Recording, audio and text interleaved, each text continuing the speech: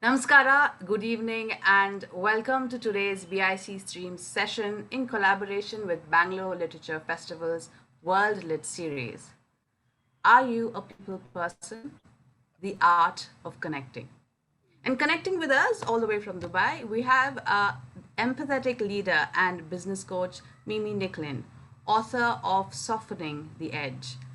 And speaking with her is a Bangalore-based writer, Abhijit Bhaduri, about the inextricable magic between people and places and using empathy in daily life.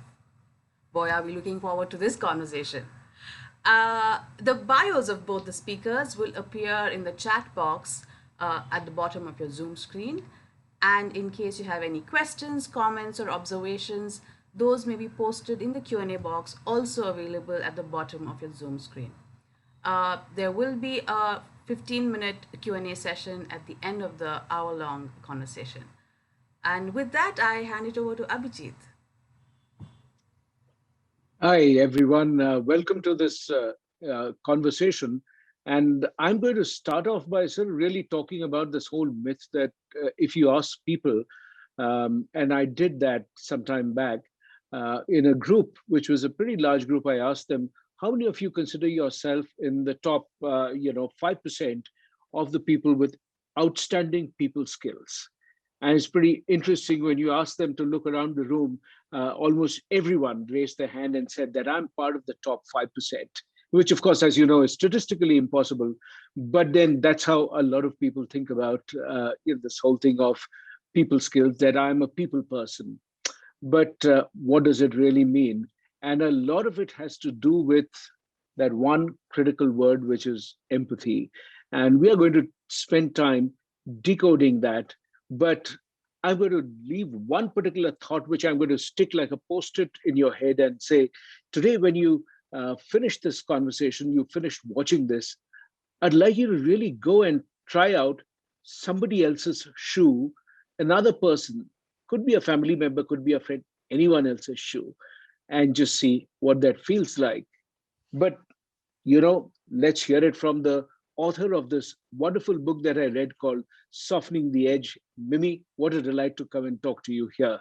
Thank you so much. So, just quickly, for the benefit of the viewers, just tell us a little about all the interesting places you lived in and all around the world, and a little bit of the work that you've done. Absolutely. Thank you so much for having me. I feel like I'm almost in India today, not quite, but almost. Abhijit, I've lived all around the world. So I spent the last 14 years really looking at humanity from the inside out, from being there. So I've spent time in Hong Kong, in Singapore, across Africa, as like I said at the beginning, now in Dubai. So I've really been on a journey around the world to understand humanity, to unpack culture, and to really sort of prove this point that I believe in, which is that we're all far more alike than we are different, which I believe is absolutely true. So, and now I'm in Dubai. So yeah, that's why I say I feel like I'm nearly with you today. I know, and that's the magic of technology that allows us to connect with people right across, regardless of the geography. When you think about all these places that you've worked in, um, did you find that this concept of empathy is universally understood to be the same thing, or does that interpretation change a lot? How would you explain it if somebody doesn't know the word empathy? How would you explain that? So I think in terms of what empathy is, and you're right that people have lots of different understandings of it. They're all very similar, but most people have a feeling for what empathy is, which is fundamentally about perspective taking. It's about the ability to see the world through somebody else's eyes, to see it through their context, to really be curious enough to understand what's going on in the world of the people around you. I know we've spoken a little bit before about the part of my book when I tell a short story about this. And I say to my readers, imagine if you're watching your friend and she's on her phone, she's scrolling, probably on Instagram. She's walking towards her car. She opens the door, she gets in, she's still looking at Instagram, and she slams the door and she catches her little finger and rips off the nail. Oh, I don't know about you, but even telling that story makes me feel like I want to curl my hands, right? Yeah.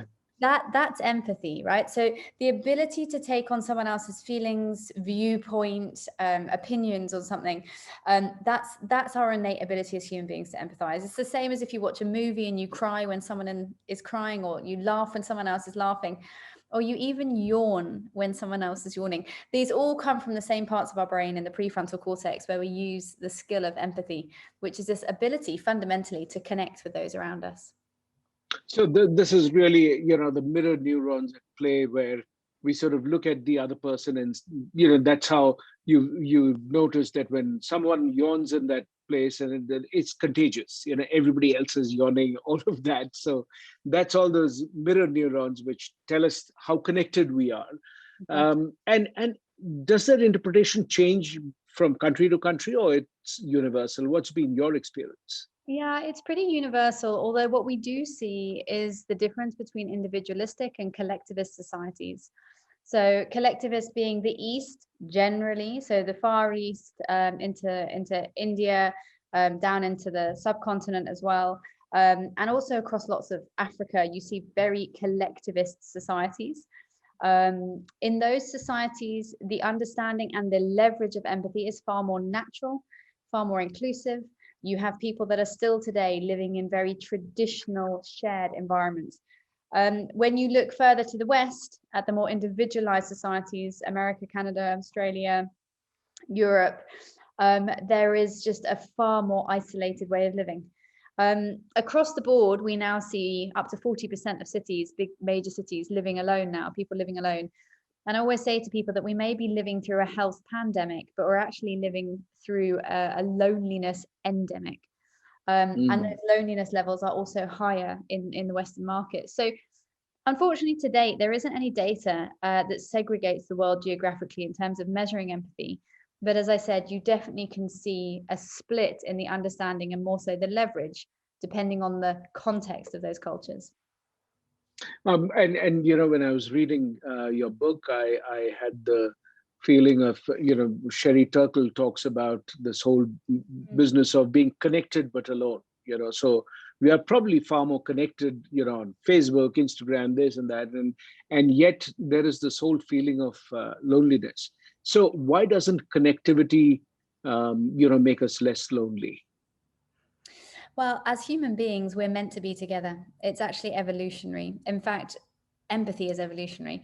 So lots of people ask me, is this something that you're born with more or less of? And I always say, no, me, Abhijit, anybody else listening today, your wife, your sister, your brother, you've all got exactly the same amount of empathy. We're born with it. And the reason that we have evolved to have that is because connectivity allows human beings to thrive. We are meant to be together. We do better together. That's why when we see such tragic issues with loneliness, we actually see the cost of healthcare provision towards loneliness is now higher than the cost of cardiovascular disease. The jump then out of loneliness very quickly spirals into mental health, which is what I spend a lot of my time talking about: mental health in the workplace, wellness at work. Because as I said, as human beings, we're tribal. We fundamentally are meant to be in groups. And that's why we evolved to have these skills, exactly for this reason, to allow us to connect with those around us. It's at the very bottom of Maslow's hierarchy, right? To be seen and to be heard. And of course, if you're all on your own, you won't be seen or heard. Then in which case, I would then go back and argue that maybe the collectivist society should experience less of loneliness, because there are people around us. Is that true? But because even in India, during the last 12 months, if you look at the data, there's a huge rise in mental health issues arising out of loneliness. Even though people are actually living in fairly cramped spaces for the most part of the year. Why should that happen?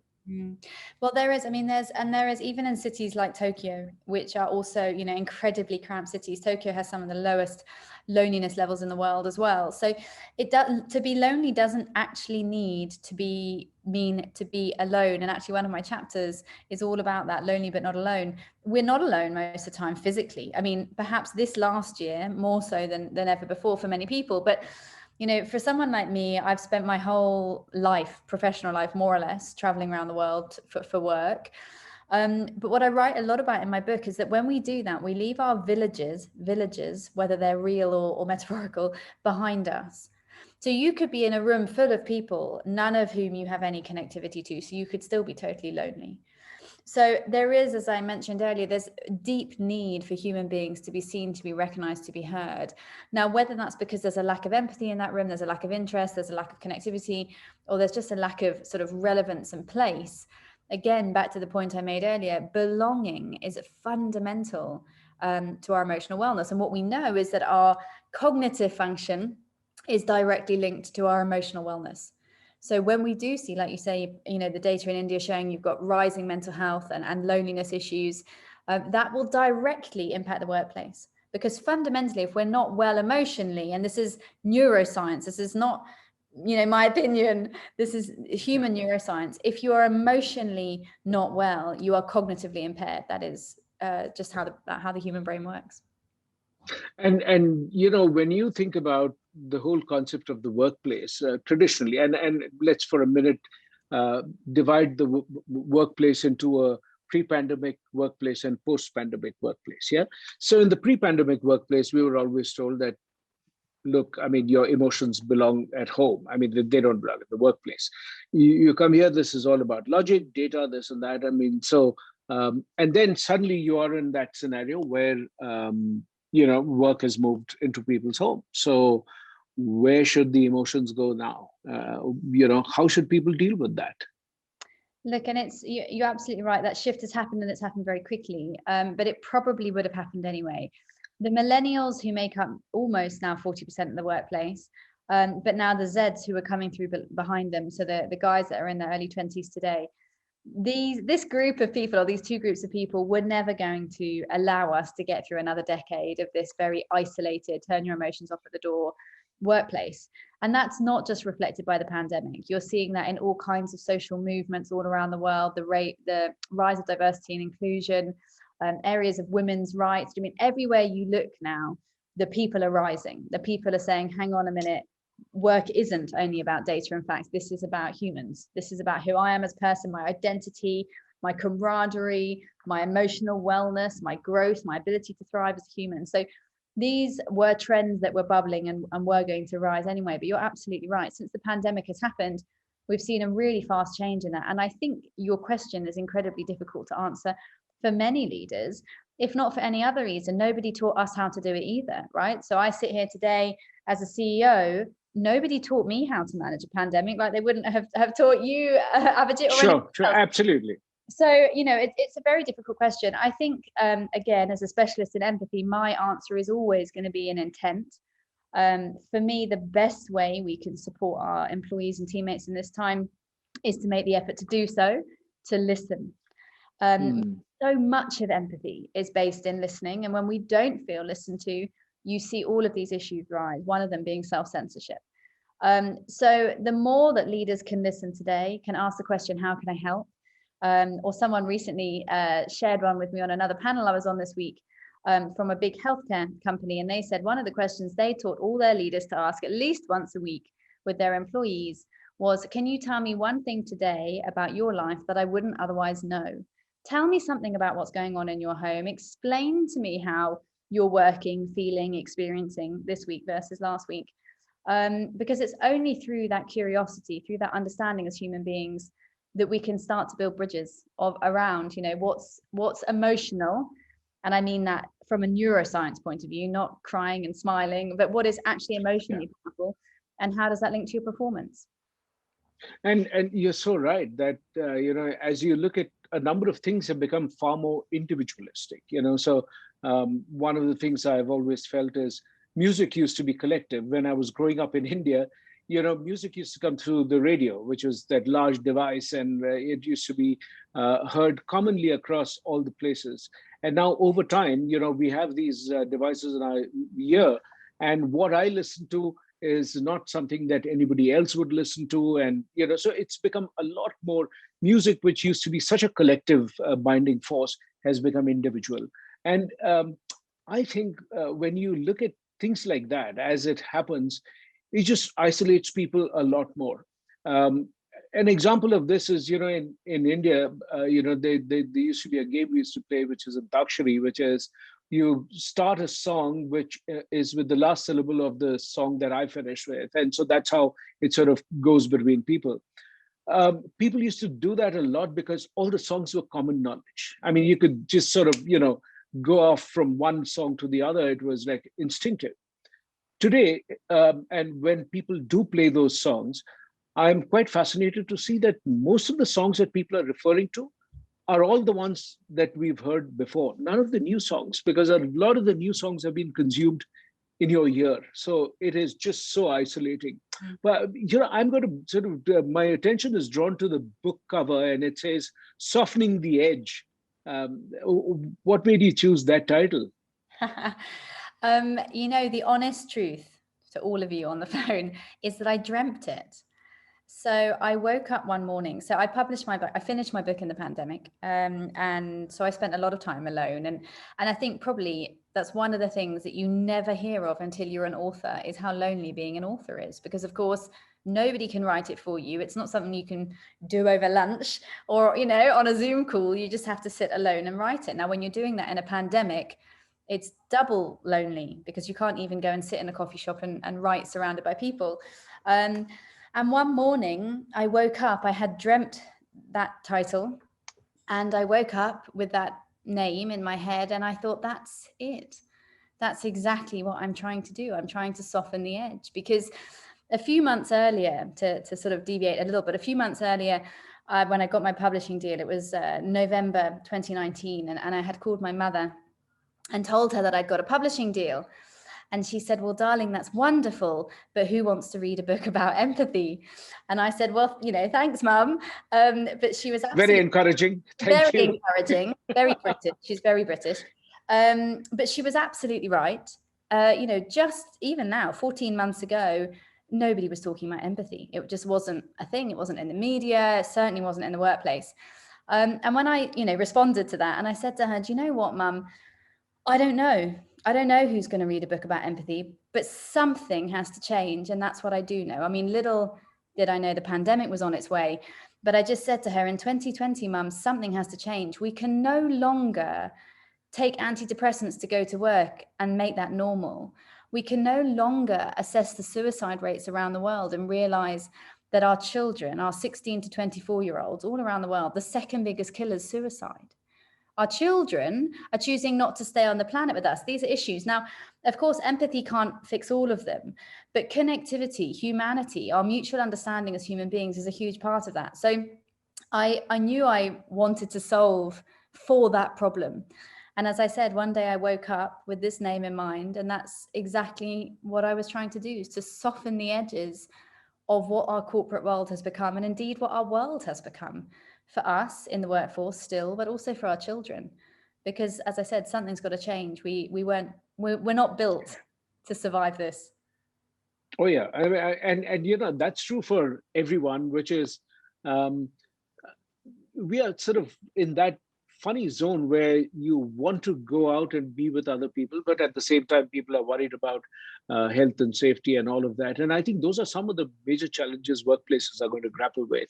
But I'm going to sort of go back to this whole question that business has always focused on a lot of data. And today, when you think about the way the connected world is happening, we are able to collect more and more data. I mean, everyone's got a digital presence, and so you notice you surf for something on a shopping site or e-commerce site, and next morning you see a flurry of ads happening about exactly that same product. And it's frustrating because I remember reading in your book that just because I shopped for a red shoe on one particular occasion for a friend doesn't mean that I'm a red shoe person. And that's the challenge of all the algorithms. How does one get away from that? Look, I think you can't get away from it because our world is led by data. We live in a digital world, and probably we shouldn't want to. Because for every example about, red shoes and ads that follow you around the internet, there are also many forms of data that is really, really valuable, that is literally saving lives.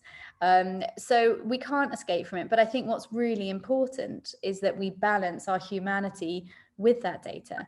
especially as marketers, that we don't just, use that data from a spreadsheet to make our decisions in isolation of who are the people behind those decisions and why are they making those decisions.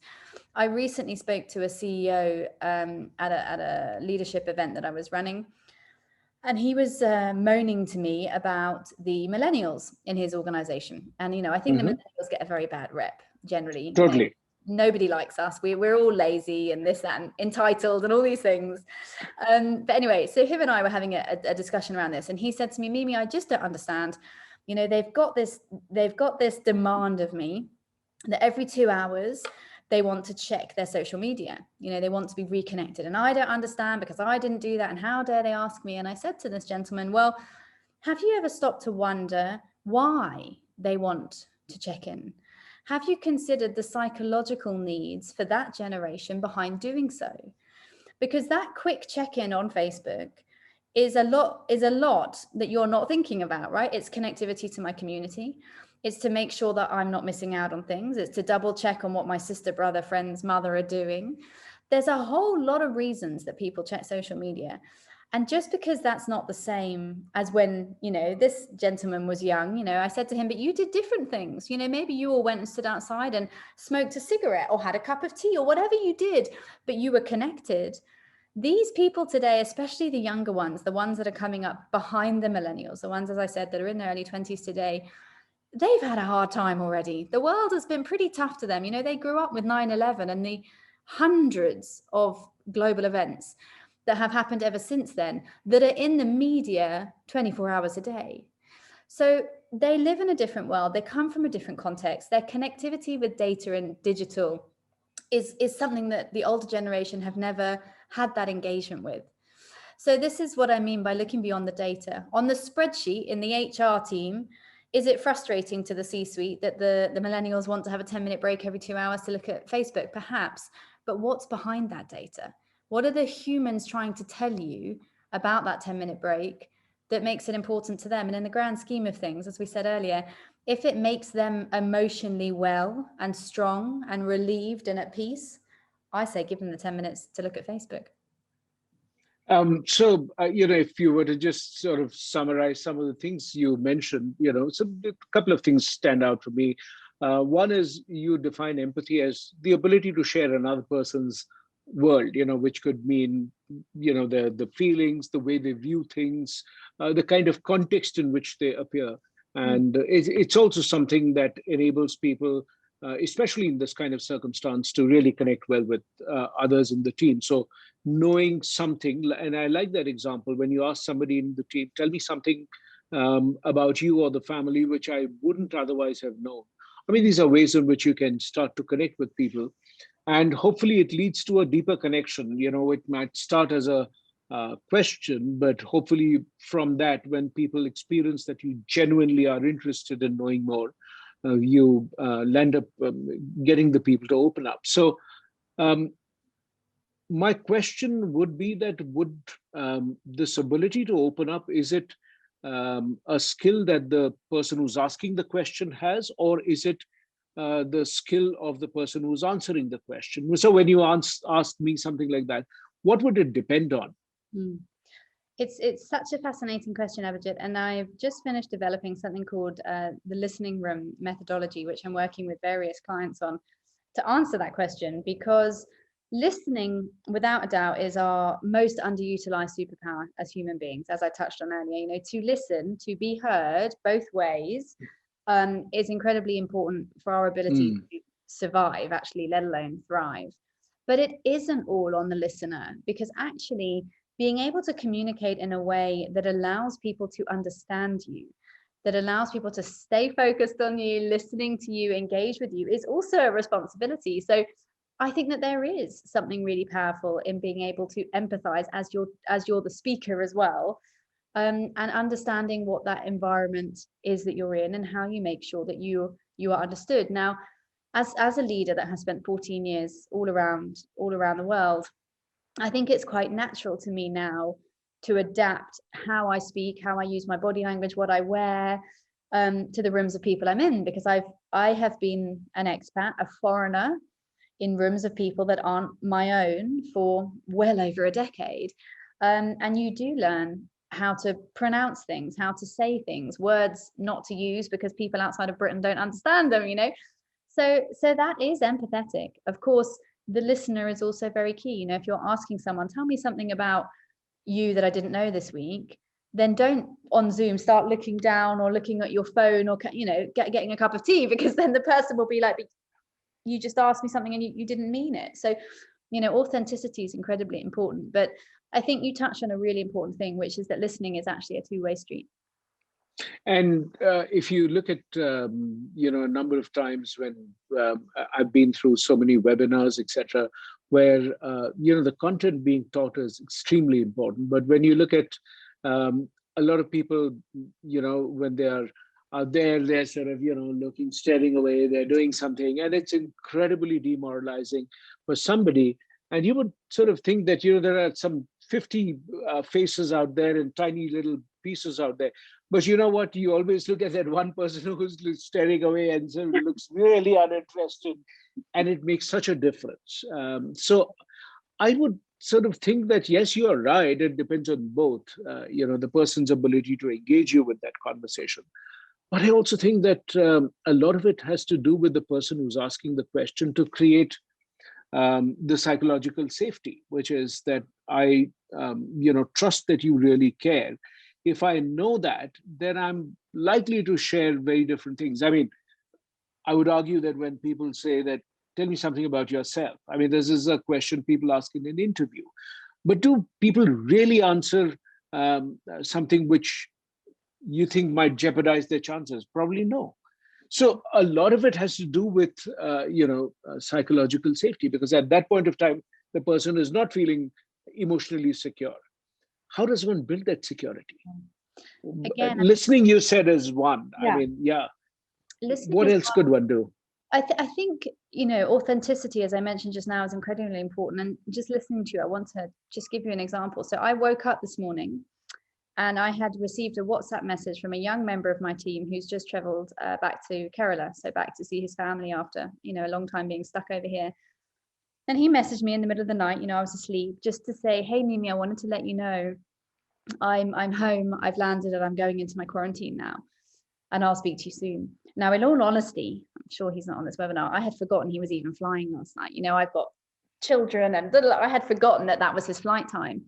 On his own accord, he felt that he wanted to, and that I would receive news that he is home safe. And that one little message, I think it's quite a good example of this. As his boss, he had no requirement to do that. That was a mutual trust thing. That was a relationship. That was almost like familial. I just want to let you know I'm safe and I'll see you soon. And I think that comes from very long-term authentic connectivity. He knows that I'm interested. I may not have remembered he was flying exactly that time last night, but he knows that if he shares with me, I'm interested in the response. And that is incredibly important for me. That's what I see in all the best, strongest, most consistent leaders around the world, is leadership that you trust, that you have relationships with, that never wavers. And as a leader, if you're having a bad day, I mean, you can share that. You can say, I'm having a really bad day, I'm going home.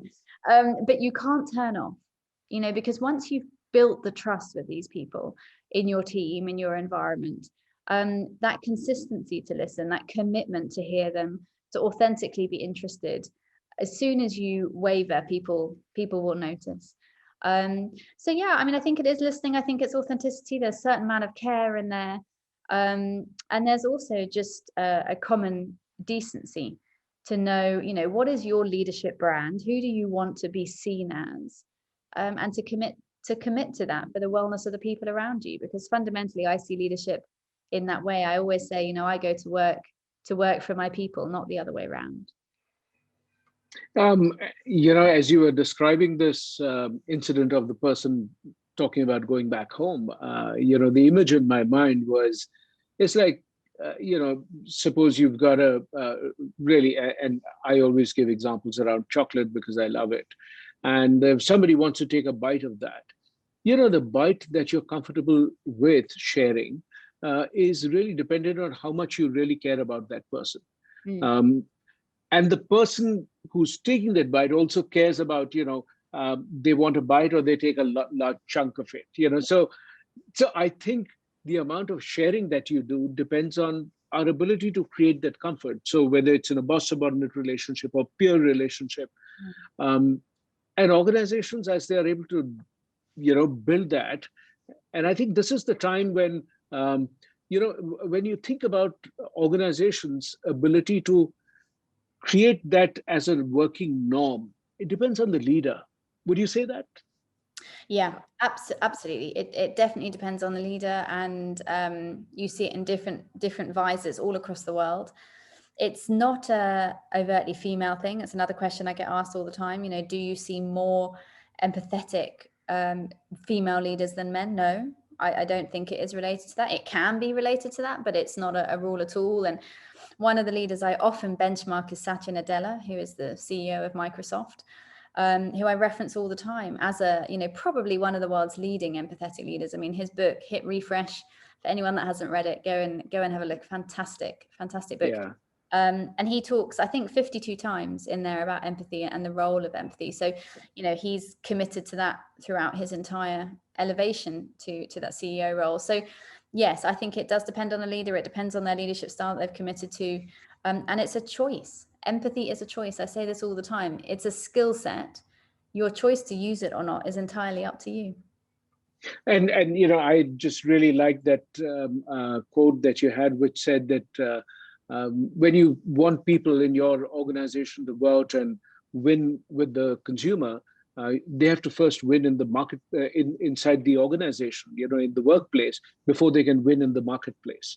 And one of the ways to do that is through empathy. And you're right. I mean, in an organization, the culture can really shift, because I've seen how the change of a CEO, somebody who's really deeply empathetic, cares about people, does all of that, is replaced by somebody who laughs at somebody being vulnerable and what it does to trust and what it does.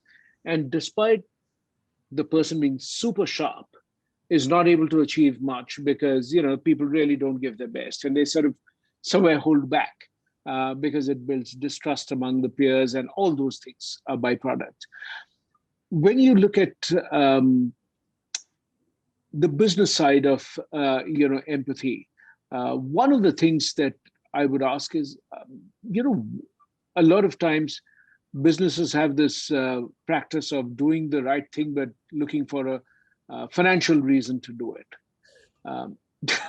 So I find it a little laughable. So pardon the cynicism on that, because there are things that should be done because they are the right things to do. And everything doesn't have to be measured. It's part of that legacy mindset that we measure everything. If it pays back in money terms, it must be a good thing.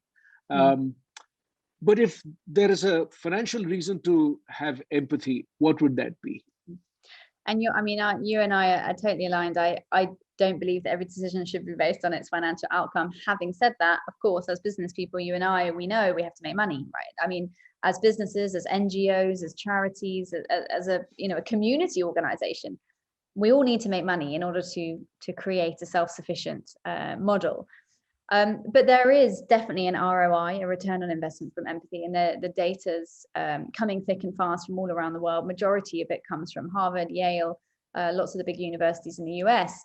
But what we know is that when you see organizations with higher empathy, you see productivity go up, you see performance go up, you see output per capita go up, you see motivation and loyalty go up, so less staff turnover, so you're reducing your recruitment costs and your sort of retention costs. You also see some of the negative manifestations of that go down as well. So you see absenteeism go down, you see low morale go down. So there is a very clear return on investment of building an empathetic culture, an emotionally intelligent organization. And you're right, Abhijit, I think when a leader or a CEO changes, I mean, it is so quick to see the difference. Yeah. People go from being extremely solidly, clearly happy, content, and performing on a real consistent track. Probably within 6 weeks, if the leadership changes and that trust goes and those people do not feel that leader is going to continue that, they waver. The track stops going straight.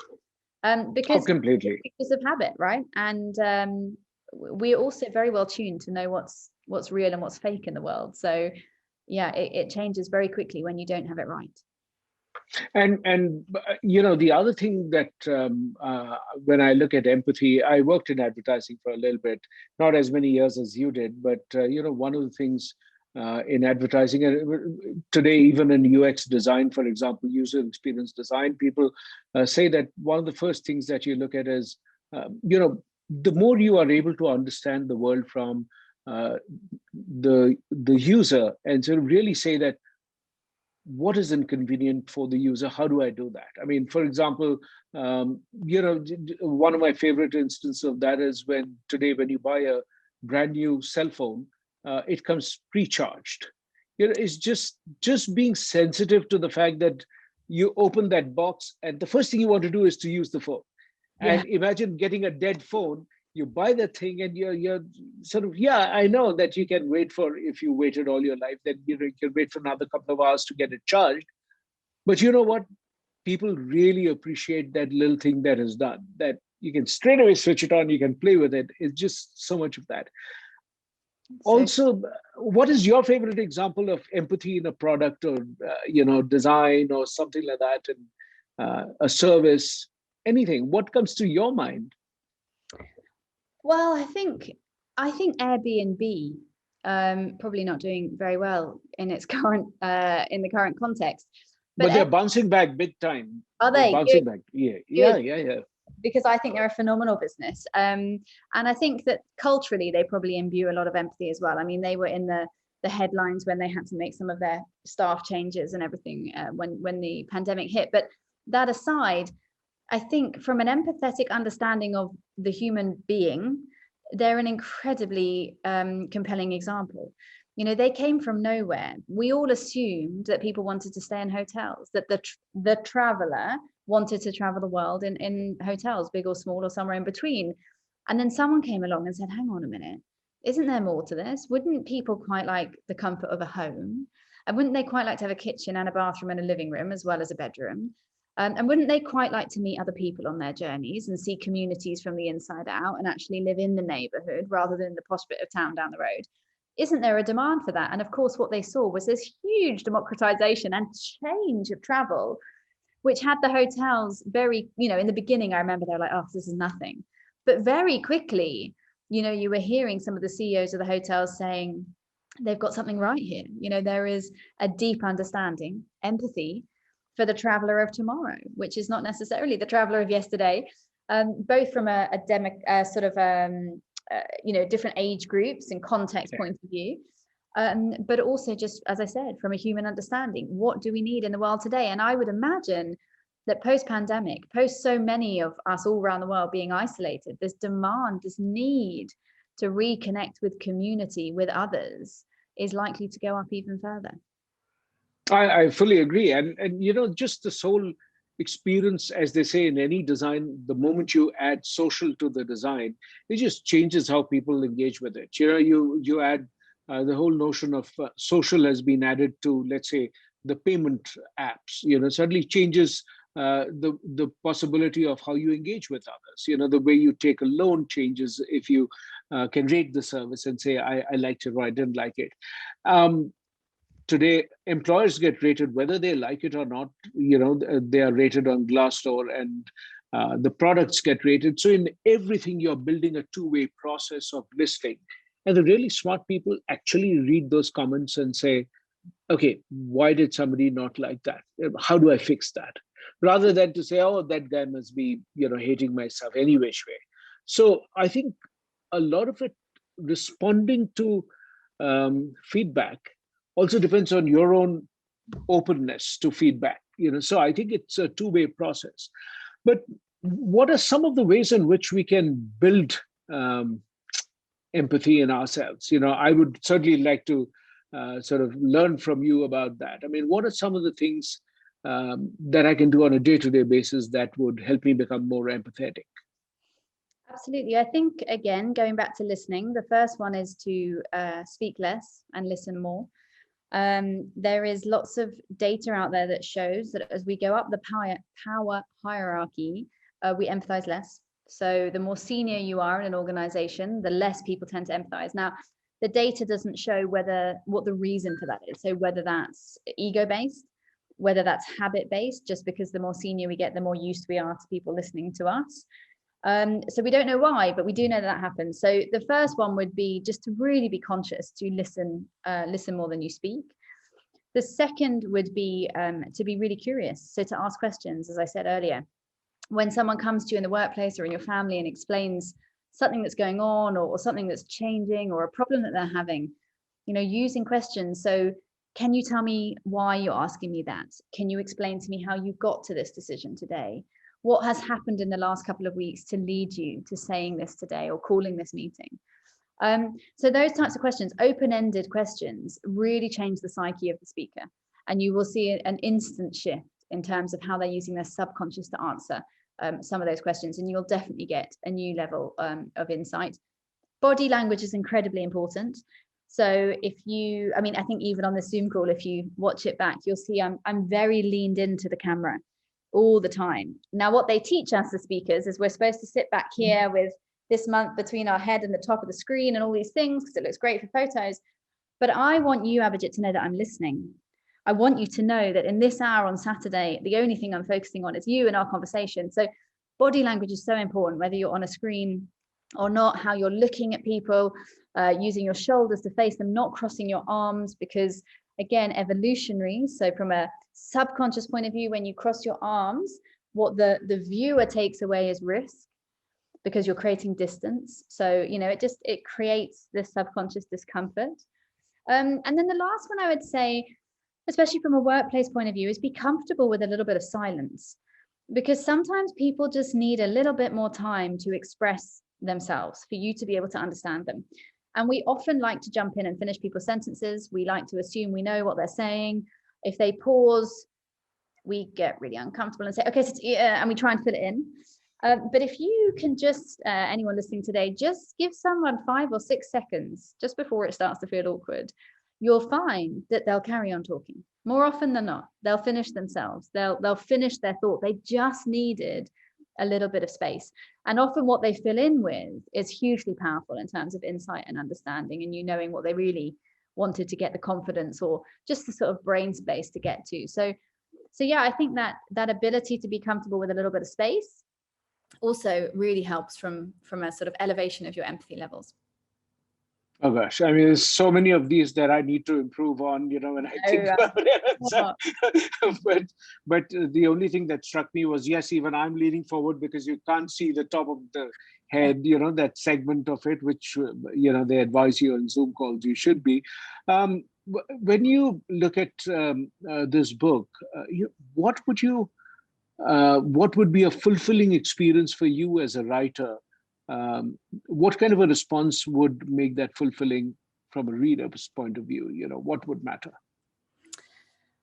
Oh, that's such a difficult question. I mean, I think when I was during the pandemic, and I know we're still during the pandemic, but during sort of lockdown and in Dubai, when we were very isolated for 15 weeks, it can be very difficult as a writer or a thought leader in any new space. And as I said, empathy is quite a new space, to constantly get up every morning and have the energy to carry on, especially when you're locked at home, right? Because it's hard to fuel your energy. And I said to myself then that for every day that one reader wrote to me and said, I made a difference in some way, they liked it, they felt connected to it, they wanted to share it, and anything, that I would carry on doing what I was doing.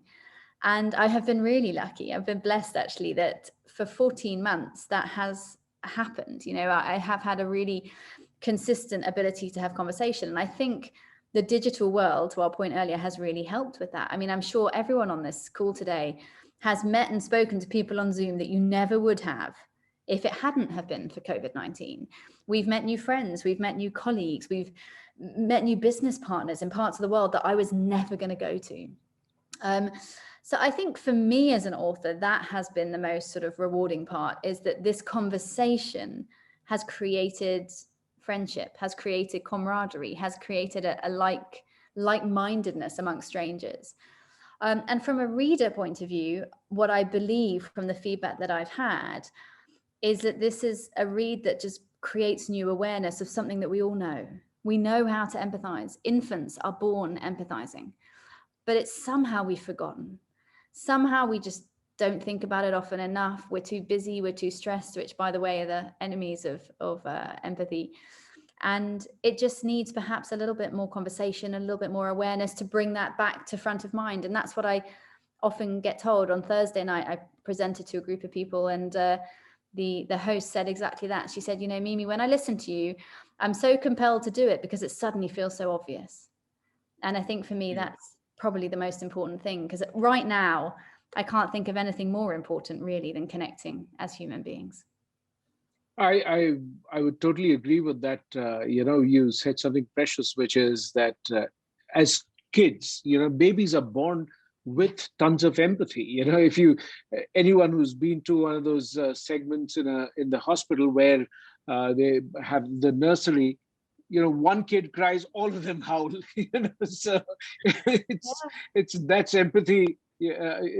So yes, we are all born with it. Why do we lose it? We lose it for lots of reasons. We lose it because we don't teach it. And like any skill, golf, cooking, anything, bike riding, horse riding, if you don't practice it, you lose it. We lose it because, as I briefly mentioned, stress, high stress and low time are the greatest enemies physiologically, neurologically to empathy. And we just live very high stress, very low time lives. So, we're on a constant wheel most of the time. We lose it because of technology. And it's easier sometimes for us to retreat into our Instagram screen than it is to engage with those around us. We lose it because we're living alone in so many cities around the world, without our villages, without our tribes. We lose it because of the media. The media can be a force for great good, but it can also be a really difficult force for segregation and separation. And I think particularly in 2020, we've seen that. When fear is high, empathy is low. So the media also has a role to play. So there's many parts of that. We've had, I don't think I mentioned it in today's session, but we've had 30 years of declining empathy levels. So it's really time to turn that around. I would think so, that, we are becoming a lot more self-centered and less concerned about other people, and, from multiple reasons. And for our own good, for the mental health point of view, the ability to design better products and services, the ability to get our team members to be more productive. So I think from an organizational culture, if you sort of really look at it, I think sometimes as a person who spent many decades in the corporate world, I kind of think that this obsession with productivity sometimes kills empathy, because when somebody really starts to say that, what happened was, you kind of say, okay, let's get to the bottom line. So tell me what happened. Did this happen? Yes or no? I think it's a killer, because I believe that some of the most powerful insights come from stories. And storytellers, can tell you a lot more than, let's say, data. And this is one of the things I believe, that as the world is getting more data through these devices, the ability to make sense of that data would come from empathy. Would you think so? I totally agree. And I particularly agree with your comment there around, how valuable storytelling is an insight. I think so. I'm a creative director in the advertising industry, and I would think nearly every one of our most effective campaigns has come from a story that somebody told us, and not a spreadsheet of data. Because we're humans, so we connect to the realities of other humans. Absolutely, it is in the stories of the humans around us that the data can become relevant. But if you take away the humanity from the data, then you've just got a spreadsheet.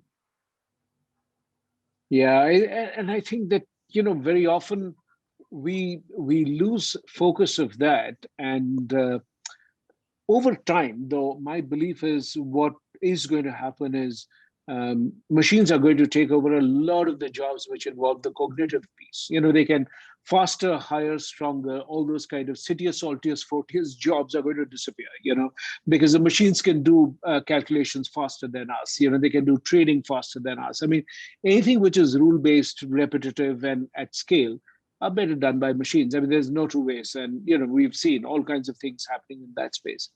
What it possibly means is that the workplace is potentially going to come back to be a source of joy, because you will see that, people will say, okay, that bit is going to be done by machines, the repetitive part of it.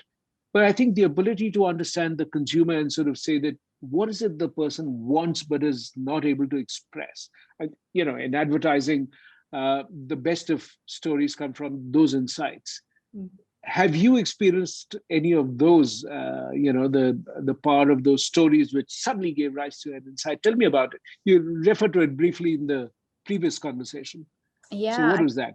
Yeah, I mean, there's so many, but I'll give you just one example of one that was very personal to me. So it comes to mind listening to you. We were recently, with my team in the ad agency, we were doing a new business pitch for a new idea for some breakfast cereals. And it had to connect mums and their children. Now, for anyone in marketing, nearly every brief, it feels, is about mums and their children. And to be honest, having worked all around the world, it's exactly the same everywhere, right? So whether you get given a brief in Indonesia or Nigeria or Saudi Arabia, more or less, the description of mums and their children is exactly the same. Of course, there's some changes for religious practices or cultural context, but on the whole, the story is always the same. And I told my team a story from that morning, that day that happened to happen. And I told them that with my little girl that morning, she had said something at breakfast, and this happens all the time, with kids, but that I just couldn't imagine she knew. She's only 3. I just had no knowledge that this 3-year-old child knew this thing that she was telling me over breakfast. And so it drew me to this insight that as a mum, and it's only going to get more, I don't know her for a lot of her day. For a lot of my little girl's day, and for every parent out there, we don't know our children. We don't see them. Other people see them, teachers, carers, the bus driver, whoever. And as they get older, of course, the chunk of that gets bigger and bigger. But it was this insight that how am I ever going to really know where she's going if in every 24-hour day, 8 or 10 hours of it, she's not even with me? I don't even see that side of her, and I never will. And that insight, for in a whole room in an advertising agency of non-parents, I've got a very young team and none of them have got kids, totally changed our brief. And when they brought their ideas back to me 5-6 days later, they all came from that one comment. I just told them it over the table and then we moved on. But that was the bit of that meeting that stuck. That empathy for a mum, doesn't matter that I was in their team or not, that moment of understanding of this relationship between a mum and their child totally changed our approach to that piece of business, the entire marketing strategy that came off of it, and how we approach the work. So, and again, exactly as you said, Abhijit, it was just a story. I just was sharing on a Tuesday morning. And that happens, I think, particularly in the marketing and the design, product innovation world all the time. I remember one last bit, there was a very famous story of a designer many years ago in the 90s who was working for one of the big refrigerator manufacturers. They were trying to design a new handle for the fridge door for the elderly, except nobody in the room was over 40. So she said, well, how are we going to design a handle for, the over 65s if none of us are over 65? So she dressed up as an 80-year-old in America. And in the end, she did that for 3 years. So she spent 3 years as a young 30-something dressed up as an 80-year-old woman. I mean, the skin, the hair, everything, to experience the world through the eyes of, she became very famous and awarded after that. But she developed lots of the products that are out there today, like potato peelers and can openers, which actually many people, not just the elderly, were having trouble holding those devices. So it was the ability to stand in their shoes, to really see their stories, that allowed them to create what became multi-million-dollar innovations that have lasted, for over 40 years. And it's so true that when you think about any of those designs, I mean, there are tons of things in and around. If I look around my table, I can see there are things that I use which are, so non-inclusive. I mean, for example, tons of people are left-handed, and yet, look at the default setting for most of the things in the world is that it assumes the majority is how people work, that, they are going to write with their left hand, they're going to use scissors, which only work this way, nail clippers. I mean, a whole lot of things that you can really think about. Guitars are stringed, to appeal to the right-handed musician. And yet there are so many musicians who are left-handed. I mean, so, and sometimes you do see the person sort of, playing the guitar with their left hand, and it looks a little odd, but until you realize that here is a person who's changed the strings to make it suitable for them. But why can't there be a segment, which is about left-handed people? It's the same thing for, and there's this whole story about a mobile phone company which had designed phones, the large screen ones, and they realized that none of the women were buying it because women's hands are a little smaller as compared to men. So when they would hold it, it would fall down. So having a more diverse team, perhaps as a step one. You mentioned 5 really powerful things, which I jotted down. One you talked about was listening, which I think was beautiful. And then this whole thing of having curiosity to be able to know really what makes you be different from me. You talked about asking why. And in your book, you do talk about asking the 5 whys, which gets you into, to understand a lot more about people's worlds, asking open questions, and then, focusing on the body language. And finally, this whole thing of silence, giving people space to think, especially when you have extrovert leaders, with introvert team members. I think that's one of the things we say that, okay, so how many of you agree with that? So the first person who raises the hand, we say, okay, all right, done. Okay, so you got it. But we sometimes lose out on the others. So if you were to summarize 3 big takeaways from your book, which you want to leave with the listeners, what would those be? What would you say would be the 3 big takeaways? Do you know what? No one's ever asked me that. I would say the first is that the time is now. We have to reconnect as human beings. We are seeing the highest ever levels of anxiety. We have nearly 400 million people with depression. As I touched on earlier, we have people taking antidepressants to do their work. And the World Health Organization has officially named burnout a workplace reality. We're really struggling as human beings. So the first takeaway I'd say is the time is now, why we have to empathize, why we have a deficit, and why we need to change it. The second would be the really clear link between higher empathy and higher performing organizations. This is not a soft skill. This is not, a nice to have, actually. This is pretty much a mandatory because of the state of the world, but also because of the workforces that are coming through and the demands that they have. We're just no longer in the 90s, and things need to change. And the third would probably be, I touched on it earlier, is that we're all far more alike than we are different. And I think in this disjointed world of ours, it can be very easy to forget that. And I've spent many years traveling the world to really reassure myself that that is 100% accurate. And it is. As human beings, we're all far more alike than we are different, and we do better together. So I think really, as I said, we've got no choice but to really look at how we build our future from that level. Wow. It's incredible when you think about it, that being able to, when you really start listening to somebody else with the point of view of trying to understand them, it's not uncommon for somebody to change their worldview, because, kind of say that, okay, I never really looked at things like that. And so many times, when I've heard somebody who holds a diametrically opposite view, I've landed up, I sort of saying that with a niggling doubt in my head that, gosh, maybe I got it wrong all my life, and it's amazing what that can do to you. Mimi, it's been so fascinating. I've really enjoyed reading your book, and, because it connected with so many things. And I like the way you balanced out, things which are relevant for the family, which are relevant for consumers, which are relevant for business leaders. So really a very well thought through book, and very timely, I must say. Thank you so much. It's been a privilege to talk to you and have you with us in the Bangalore Lit Fest. So thank you, Bangalore International Center, for having us. And thanks a lot, Mimi, for joining. Thank you. Thank you very much. It's been an absolute pleasure to be here with you, Abhijit, and in Bangalore for the afternoon. So thank you for everyone that tuned in. And do find me at Mimi Nicklin online. I'm happy to share more for anyone that's interested. Thank you so much. Bye. Bye. Well, that was a reassuring conversation. I have to say, I'm going away feeling heard in a way.